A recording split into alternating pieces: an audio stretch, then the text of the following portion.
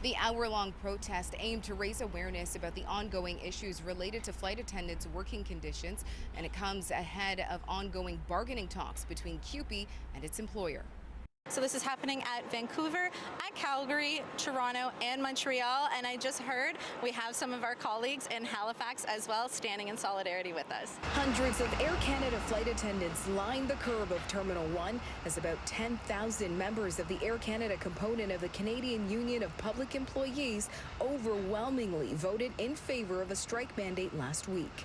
And the main message is that we don't need to speak because our union is speaking loudly, clearly, and concisely about what it's going to take for us to be able to ratify a collective agreement. I mean, what is it going to take? What exactly are you fighting for? Big contentious issues is the unpaid work portion and wages.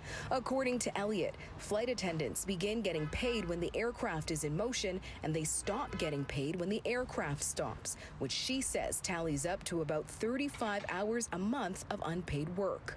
It's an outdated practice, and it's not right.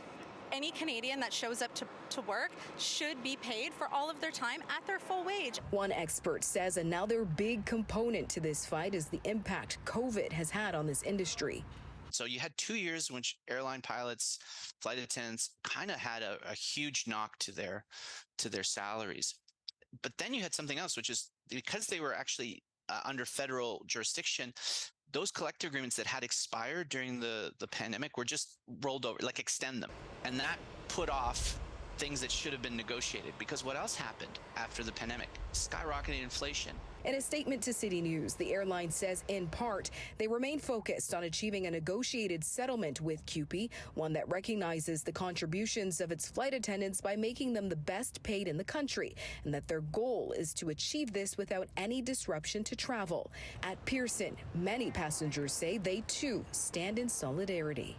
That's a fair fight. I mean, I support it. Considering all the delays and waiting that we have to do as passengers, they're also on the clock, but you got to pay them.